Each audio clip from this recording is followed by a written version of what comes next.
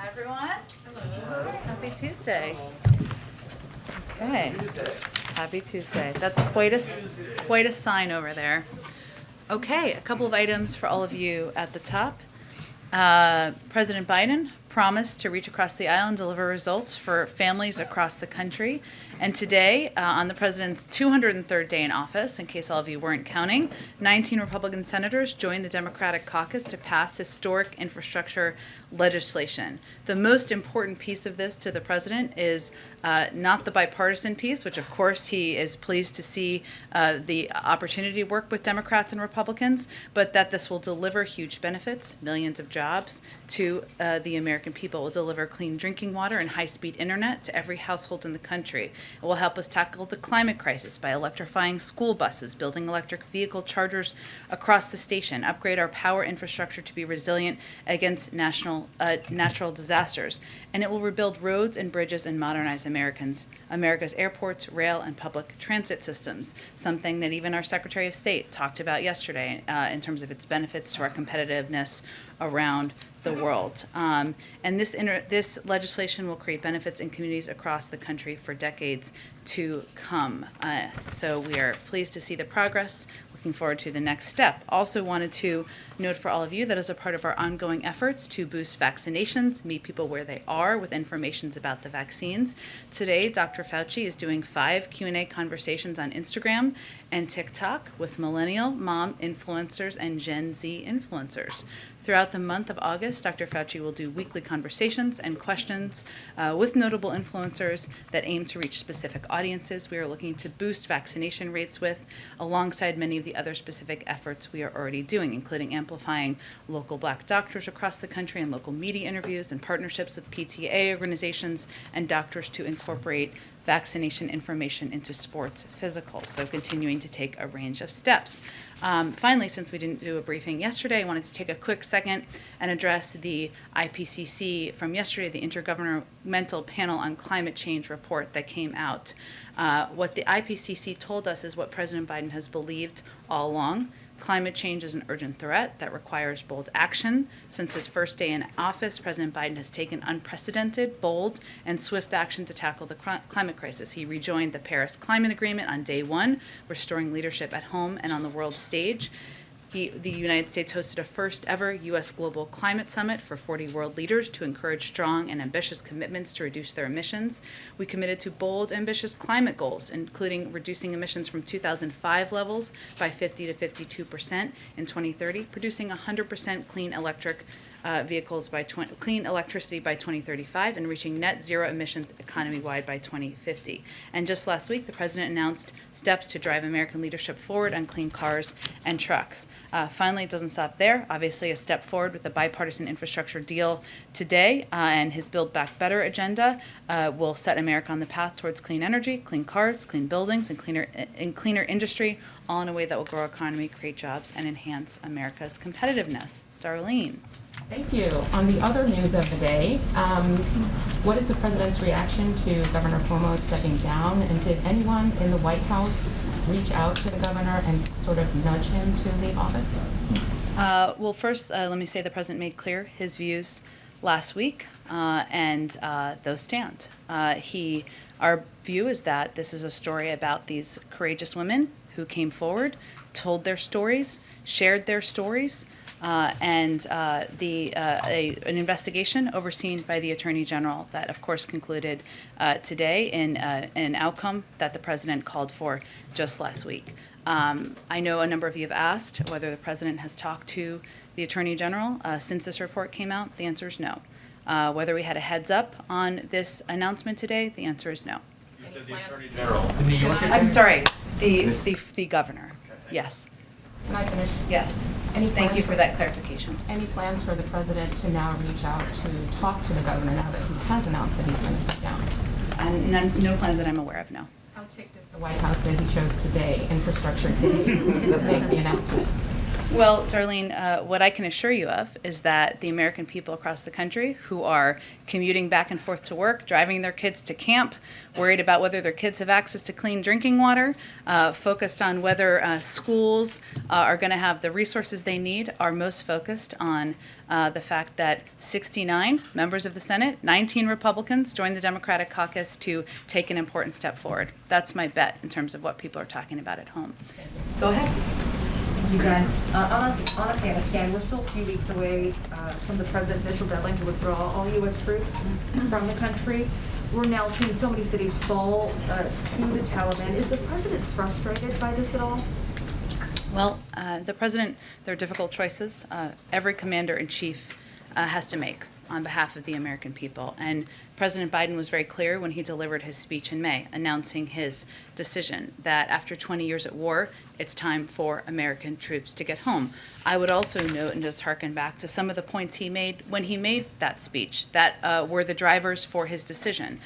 We went to Afghanistan to deliver justice to those who attacked us on September 11th, to disrupt terrorists seeking to use Afghanistan as a safe haven, to attack the United States. We achieved those objectives some years ago. We judge the threat now against our homeland, which is his responsibility as commander-in-chief to focus on, as being one where the threat emanates from outside of Afghanistan. So, and the president also at the time, just to go back to your original question, he asked for a clear assessment, for a review from his team on what the possible implications could be. He asked them not to sugarcoat that. He asked them to lay out specifically and clearly what the consequences could be. I'll also note that we have provided a great deal and a range of assistance to the Afghan National Security Defense Forces, and also proposed a significant amount of funding in the FY 2022 budget request for $3.3 billion for the Afghan security forces. So he made a decision as commander-in-chief. Those are difficult decisions to make. He did it because after 20 years at war, it's time to bring our troops, our men and women home, and we will continue to be partners and supporters of their efforts on the ground. With that assistance, it's seeing what's happening now. Do you overestimate at all the Afghans' ability to hold off the Taliban, though? Well, ultimately, there have been assessments by members of the intelligence community, members of our national security team that have been made public. And they're the appropriate entities to, of course, make those assessments. But ultimately, our view is that the Afghan National Security Defense Forces has the equipment, numbers, and training to fight back, which will strengthen their position at the negotiating table. We believe there's a political process. That's the only process that will successfully bring peace and stability to Afghanistan. One more on the vaccine, sorry. Secretary Austin says that he will make his request of the president's request for the president to approve a waiver for the vaccine to be mandatory in the military no later than mid-September, unless the FDA approves the vaccine before then. But given that the consensus is that the vaccines are safe and effective, why not move forward with that waiver right away? Well, one, the president and secretary agree, and they have agreed that making sure our military is safe and prepared is of utmost importance. And given the size and scale and geographic dispersal of the Department of Defense's workforce, it was determined that DoD would need some time to develop an implementation plan. That's exactly what we're talking about with the September 15th timeline to make sure it's most feasible for fully vaccinating their personnel. There are a range of steps that are components of an implementation plan. Obviously, if the Delta variant becomes worse and we need to move things forward, we have that option. If the if FDA, which we don't control their timeline, as you all well know, is not approve a vaccine by then, that timeline stands. But this was a timeline put in place so we would have the necessary resources and available time to make this happen with the diverse military personnel around the world. Go ahead. I know the president isn't weighing in on legislative sequencing at this point in time, but there was a letter sent by a group of House Democratic moderates, basically calling on Speaker Pelosi to take up the infrastructure bill now, saying the president doesn't have time for a delay. What is the president's message to those moderates regarding sequencing, but who are right now feel like this needs to move immediately? His message is that he remains committed to passing each of these pieces of legislation on dual tracks, that he is going to work in lockstep with Speaker Pelosi, just as we have worked in lockstep with Leader Schumer successfully over the last several weeks and months to get this done. And he is confident in the leadership, the strategic approach of Speaker Pelosi, and looks forward to being her partner in the weeks ahead. And then one more, Leader McConnell has made very clear over the course of the last couple of weeks that he doesn't believe any Republicans will vote for a debt ceiling increase. Does the president believe he's bluffing on that? Well, I think for those of you who have followed this quite closely, those of you who have not followed this quite closely, let me actually provide you some additional details of context, and then I'll come back to your good question. Congress has raised or suspended the debt limit approximately 80 times. In fact, Congress has raised the debt limit more times under Republican presidents than under Democratic presidents. The Republican-led Congress raised the debt limit 3 times on a bipartisan basis during the prior administration, and 98% of the debt subject to this limit we're talking about right now, accrued before President Biden took office. It's a shared responsibility. I'd also note that during the Trump years, former Majority Leader McConnell himself said that failing to raise the debt ceiling was unacceptable because it would cause unforced harm to our economy and kill jobs. So our view is that Congress should move forward, as they have multiple times, 80 times in the past, 3 times during the Trump administration, to raise the debt limit. Go ahead. I want to ask you about infrastructure in a second, but some other news on COVID and Delta right now. Governor DeSantis in Florida, as you know, is now threatening to withhold salaries of school board members and superintendents in districts that do not comply with his order outlawing mask mandates at schools. What's the White House's take on that? Well, I do want to call out the courage and the boldness of a number of leaders in Florida, including in Miami-Dade County, people who are stepping up to do the right thing to protect students and keep schools safe and open. We are continuing to look for ways, to go back to your question, Peter, for the U.S. government to support districts and schools as they try to follow the science, do the right thing, and save lives. I would note what is publicly available and knowable is that the American Rescue Plan funds that were distributed to Florida to provide assistance to schools have not yet been distributed from the state level. So the question is, why not? And those can be used to cover expenses that come up in this period of time. They're federal funds, and they're under federal discretion. So they just need to be distributed to these schools. We're looking into what's possible. So in simple terms, what do you say directly to Governor DeSantis about this threatened punishment? Well, we would say what we've said from the beginning, Peter, which is that if you're not interested in following the public health guidelines to protect the lives of people in your state, to give parents some comfort as they're sending their kids to school. Schools are opening in Florida this week, I know, in many parts of Florida. Then get out of the way and let public officials, let local officials do their job to keep students safe. This is serious, and we're talking about people's lives. And we know based on public health guidelines that even though kids under a certain age are not yet eligible, masks can have a huge impact. A couple follow-ups on the Cuomo news that just happened. We saw the president arrive only moments before the announcement. Did the president watch the announcement, or who informed him? The president was meeting with members of his senior team, talking about the vote in the Senate today and preparing to deliver remarks. So I don't have any information on who made him specifically aware. Has he spoken to the soon-to-be Governor Kathy Hochul yet? Not yet. And what message does the White House have, given this is also a historic day, the first female governor of the state of New York? Well, certainly, we look forward to working with her and with a range of New York officials and continuing to deliver relief to the people of New York as we work to fight the pandemic, put people back to work, and show people government can work for them. Is 14 days soon enough for him to depart? I think I'm going to leave our comments at what we've made.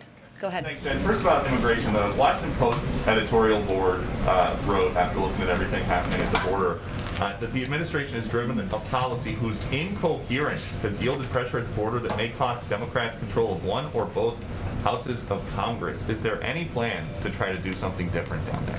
Well, let me give you an overview, a short overview, I promise, of some of the steps that we're taking, some of them that have been newly implemented over the last week or two, and I know there's been a lot of news going on. So there are a number, one is steps we are continuing to take under Title 42, lateral flights, which is a newer step that we have started to take, which is moving migrants from one part of the border to another where there might be more processing capability or facility capacity to expel migrants under Title 42. There are some higher traffic areas. That is one step we just started taking recently. We've also started initiating, as of last week, as of last Friday, expulsion flights into Mexico. The Department of Homeland Security started transporting certain families expelled under Title 42 by plane to the interior of Mexico. This is in order to attempt to cut down on recidivism and further spread of the Delta variant. Finally, the last piece that we've started implementing more recently is expedited removal. With the exception of unaccompanied minors, as you well know, it's currently U.S. policy to expel families and individuals under Title 42 when possible. However, under a variety of reasons, that is not always possible, and that's why expedited removal comes in. It allows an immigration official, generally a CPB official, to determine if a migrant is seeking protection or has an intent of applying for asylum. If they do, of course, they would go through the process. If they do not, this would allow for removal on a more rapid basis. Thank you. And then about what the votes in Congress and the next steps. $1 trillion for the infrastructure, $3.5 trillion for the reconciliation. Is anybody here concerned that all of this government spending could lead to inflation? Well, as you know, we take inflation incredibly seriously. It's, of course, under the purview of the Federal Reserve. I would note that when we're talking about the budget reconciliation process, there are pay-fors put forward, including asking corporations and the highest, wealthiest individuals to pay a bit more, something broad swath, the vast majority of the American public supports. It's also in our interest to help pay for these vital investments. But I would note we take it seriously. We watch it closely. The Federal Reserve, who has the purview, has predicted or put out a forecast that we expect it to go up a bit this year. We've long anticipated that, but to come back down to normal levels next year. And those are the projections we follow. Last one, you talk about these vital investments in the infrastructure package. If it is so vital, then why is the president okay waiting for the House to take it up until reconciliation is done? Why not just ask Speaker Pelosi, we need to do this, these bridges are crumbling, people need clean drinking water now?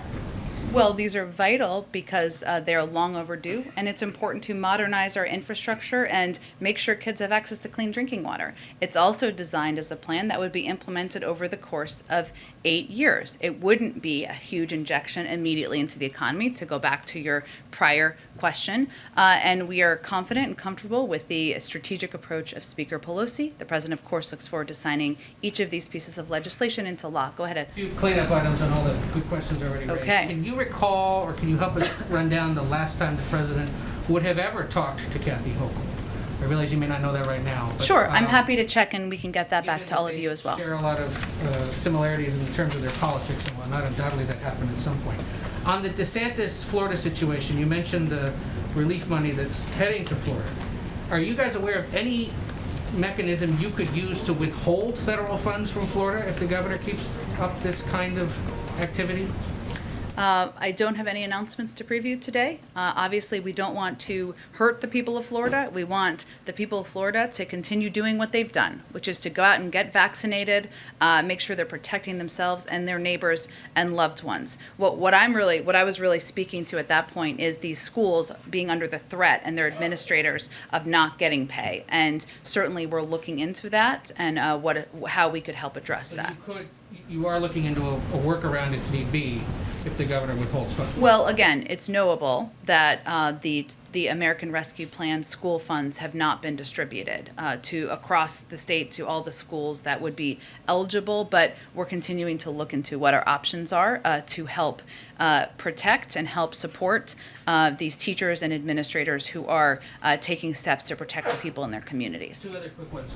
Now that things are shifting to reconciliation, how does the White House sort of congressional outreach strategy change, if at all? You've had a lot of meetings over here. I mean, I realize they're on recess. Yeah. But you had a lot of meetings over here with Republicans back in the day, a few weeks and months ago.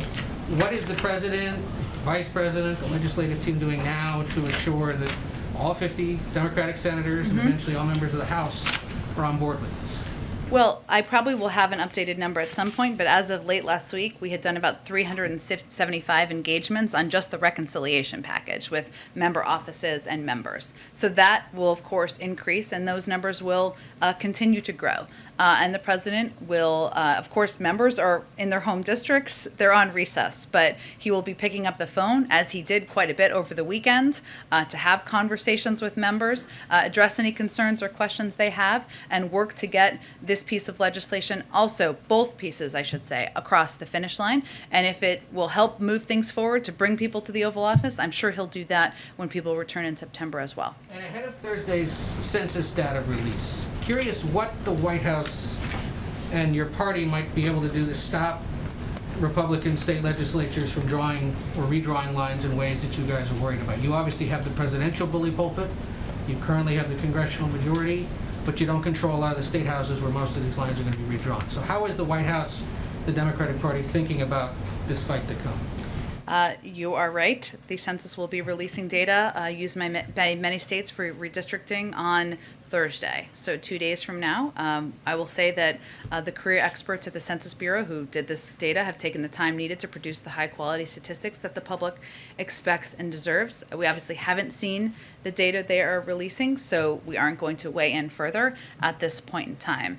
Certainly, the president has also at the same time expressed concern about gerrymandering and about steps taken that reduce our democracy or democratic values across the country. But I expect we'll have more to say when the data comes out on Thursday. Go ahead, Andrew. Yeah, so there was a conversation yesterday with the Vice President and the President of Mexico in which she promised additional doses. Today, the Mexican Foreign Minister said that would be 8.5 million doses. Can you confirm those numbers? And will those be loans of doses or will they be donated? And then I have another question. Sure. I have, of course, seen that reporting. We don't have anything that's been finalized quite yet. We do intend to provide more doses, donate more doses to Mexico, I believe. I'll double check that for you. But we don't have anything confirmed at this point in time in terms of the numbers or the timeline on that decision. And then tomorrow we'll see the inflation data. I know we've just talked a little bit about inflation. Are you concerned at all about what we're seeing? So it's been a sustained increase in used car prices has been one of the big drivers, right? Is there any work being done within the administration to sort of look at what's happening in those markets and how that pricing is continuing? What are the factors that are behind the bump in inflation? Well, one, of course, we look very closely at the factors that impact a range of industries. And we've talked in the past, as these numbers have come out, which the data that will come out tomorrow, about how a percentage of the impact is from the used car industry. And there are a range of factors at play there, including, as you know, supply chain issues and challenges that are related, but we're also have been addressing through a separate channel, through our supply chain efforts, our work with a range of companies, and our work with our global partners. I'd also note that we've seen impacts because of the Delta variant on parts of the world and markets where there are some materials coming from, and that's one of the reasons it's so important to provide vaccines to the global community to help address that and get the workforce back working again. So we look at every component that might impact prices, that might impact the car industry, but prices that impact the American people, most importantly. And certain the used car industry continues to be one of the big driving factors. We'll see what the data says tomorrow. Are you interested in meeting with the automotive industry and with the dealers about the kind of financing schemes that they've got going as well? Financing has been stretched over longer periods so that people are paying more over a longer period of time for both new and used vehicles. I mean, is there some kind of intervention that's needed to ensure that dealers are not making, sort of excessive profits, if you will, on these current supply chain problems? Sure. I know that our supply chain team is in touch with auto industry executives, with dealers, as is our economic team, and they have been having discussions. I can see if there's more of an update to provide to you as well. Go ahead. Thank you. I have two areas of questioning. One is, can you give us a sense of whether the president is disappointed by the Afghan military performance, just given the amount of time and money that taxpayer funds went to training the forces. Well, I don't think we have the luxury of just feeling disappointed. Our view and the president's view is that now is the time for them to utilize the training, the assistance, the security guidance that they have been provided over the last 2 decades, and they will continue to be provided, and unite as Afghan leaders, both the military and leaders who are leading the country, to push back against the Taliban. That's our view. The president continues to believe that it is not inevitable that the Taliban takes over Kabul or the country, and that they need to show political will at this point to push back. And obviously, there's a political process that we continue to support. But should there be a look at whether the right training was provided or whether the funds were used well? I mean, there's just so much time and money went into this effort, and it seems that these cities are falling quite quickly. Well, would there be a reassessment that maybe next time there'd be a different type of training? I certainly would point you to DOD for any assessment along those lines, but I think there's no question that over the course of 2 decades, the amount, to your point, of training, of assistance, of security equipment that has been provided is extensive, and we are continuing to propose additional assistance in the form of $1 billion to ensure the Afghan Air Force and Special Mission Wing have the capabilities and maintenance to support ongoing combat operations, $1 billion to purchase and deliver key supplies for Afghan forces, $700 million to fund continued payment of salaries for Afghan soldiers. It is important to us, and it is a fundamental value to continue to be partners and support their effort, but ultimately is up to the Afghans to determine what their future looks like. And then I just wanted to follow up on questions by my colleagues Peter Alexander and Ed O'Keefe. Sure. On COVID in Florida in particular. When you were talking about federal funds being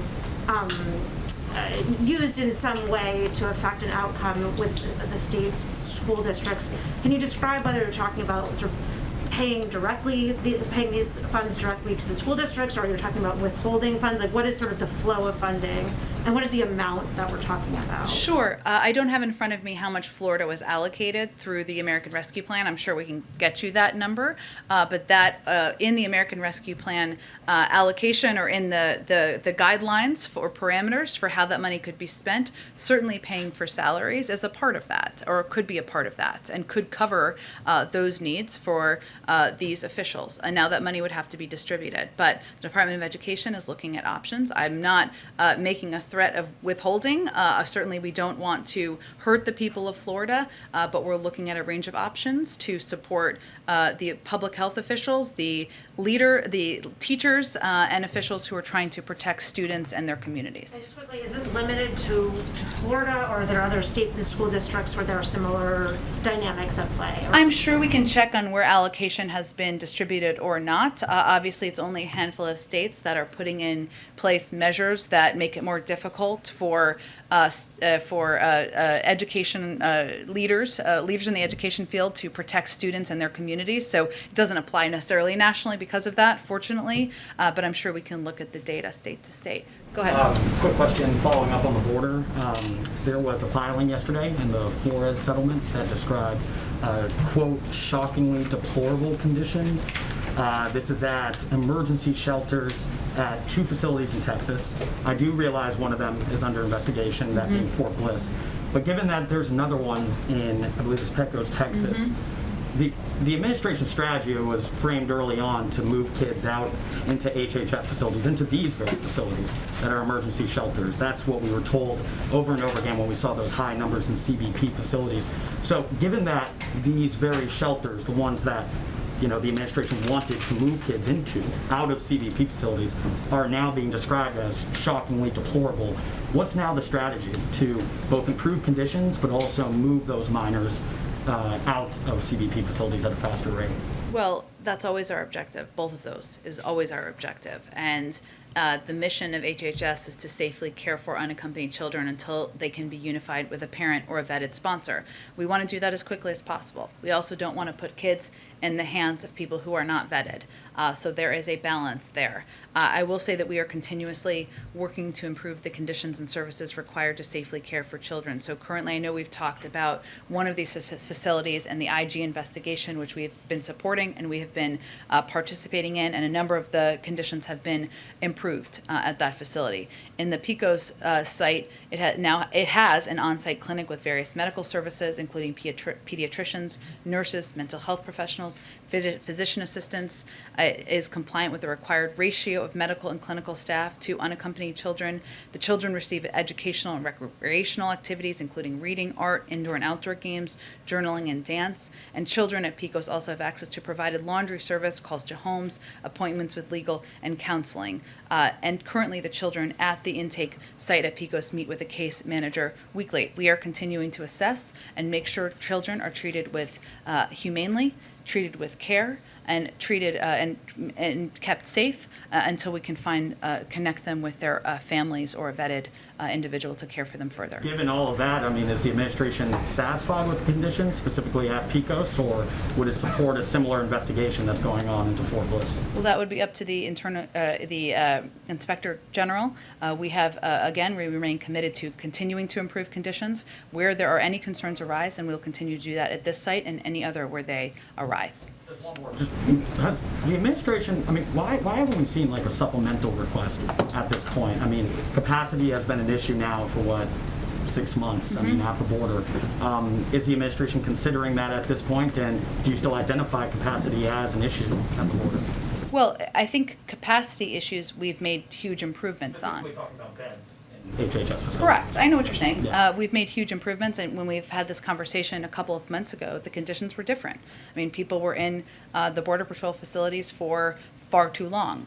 They were in these HHS facilities longer than we wanted them to be in. I think if we assessed that additional funding would help us expedite any aspect of the process, we would request those. But we also have some flexibility in the budget to make sure we have the resources needed. Jen, we have to gather soon, so maybe Okay. one more. All right. Let me just go to, why don't you go to Eugene and then I'll go to somebody in the back.